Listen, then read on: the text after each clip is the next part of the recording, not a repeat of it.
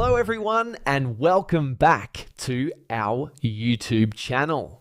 In this video, I'm going to show you how to fix Roblox error code 1001. First, we'll start with something very simple yet powerful. So over the time, apps store temporary files to load faster, but sometimes those files get corrupted and the app starts acting weird. To resolve this issue, we will first head over to our device settings. From here, scroll down and tap on General. Once you're in the General Settings tab, look for iPhone Storage option and tap on it. Over here, you can either search for the app or you can scroll down and look for it.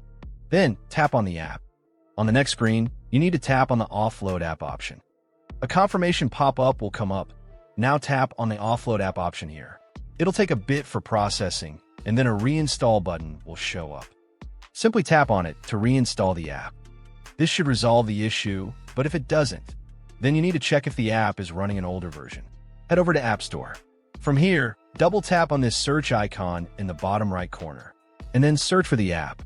Once the app comes up in the search result, and if you see this update button right next to the app, simply tap on it to make sure you're running the latest version of the app.